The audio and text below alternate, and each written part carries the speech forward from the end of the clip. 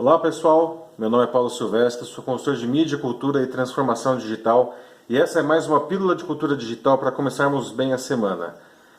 Nessa semana eu estava decidido a falar das crises das livrarias no Brasil, que ganhou noticiário recentemente por conta dos movimentos das suas duas principais estrelas, que são a Cultura e a Saraiva, algo que me deixou bastante triste.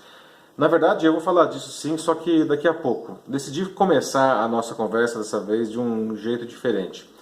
Quero compartilhar alguns insights que eu tive quando eu assisti nesse feriado o filme Bohemian Rhapsody, aquela biografia do Freddie Mercury que acabou de estrear nos cinemas.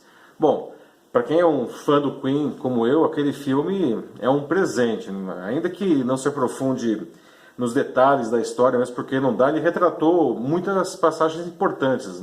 E eu gostei muito da interpretação dos atores, por sinal. Enfim, mas enquanto eu assistia tudo aquilo, eu fiquei pensando, que privilégio quando descobrimos o nosso papel nesse mundo, né? Quando a gente faz algo em que a gente acredita, algo para que a gente nasceu. Né?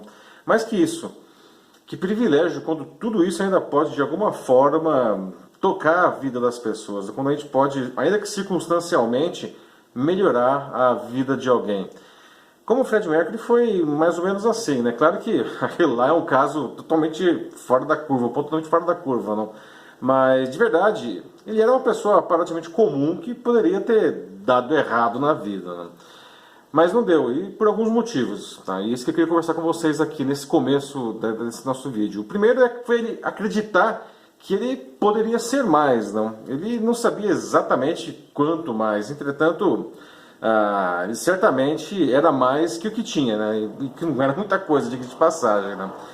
Outra coisa foi insistir nisso, mesmo quando todos à sua volta, mesmo as pessoas mais próximas, diziam que não tinha valor naquilo, não. Mas ele sabia que tinha, ainda que algum valor ele tinha, tá? E outra coisa, ele usou todos os recursos que ele tinha à disposição para fazer valer tudo aquilo, não? Mesmo que no começo fosse também bem pouca coisa. Por fim, o mais difícil provavelmente, tá? Ele nunca se acomodou com o que tinha conseguido. Né? Sempre que ele conseguia chegar a um patamar, ele procurava dar um salto para um patamar mais alto. Né?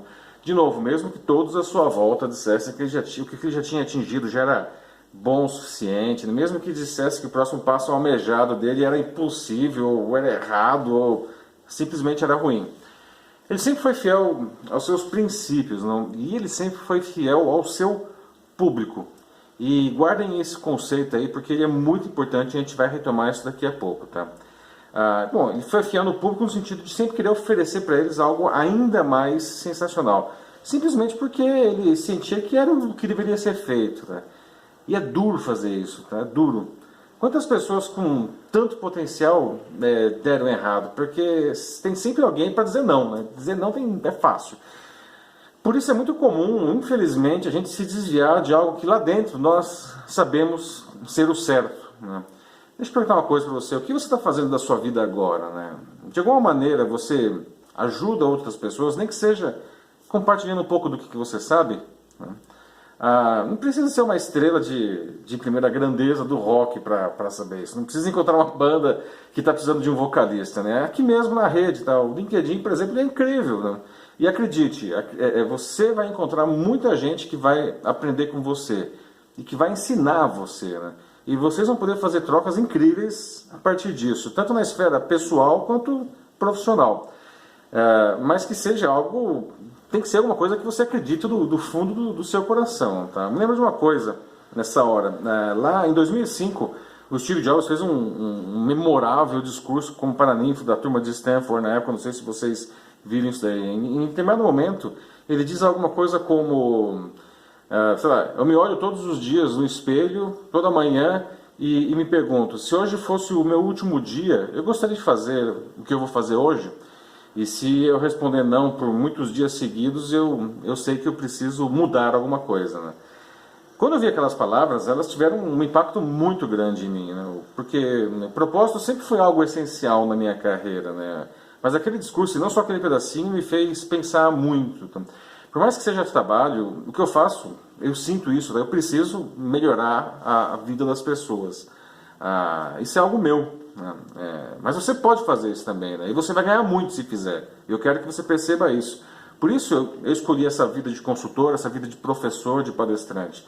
Por isso que eu publico aqui no LinkedIn textos e vídeos que eu acredito que possam promover debates positivos, tá? Quando ainda lá em junho de 2016 eu atingi 10 mil seguidores no LinkedIn, eu fiquei muito feliz, mas sei lá, eu achei que mesmo assim eu poderia querer mais, exatamente como o Fred Mercury, né? Por isso que eu estou lembrando todas essas histórias. Eu continuei fazendo o que eu achava que estava fazendo bem na rede, tá?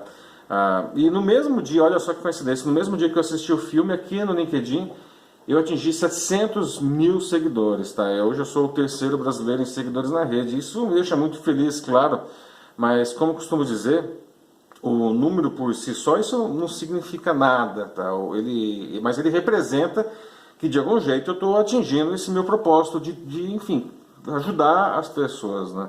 E daí isso me traz de volta à história das livrarias lá do começo da nossa fala, porque acredite se quiser, existe uma ligação entre esses temas, tá? Bom, para quem não sabe, a Cultura ela pediu recuperação judicial no dia 24 agora, e a Saraiva anunciou na segunda passada que ela estava fechando 20 lojas, né? E eu acho isso muito ruim para a cultura do país. Essas empresas são muito importantes nesse sentido, mas não dá para dizer que isso é uma surpresa, infelizmente, tá?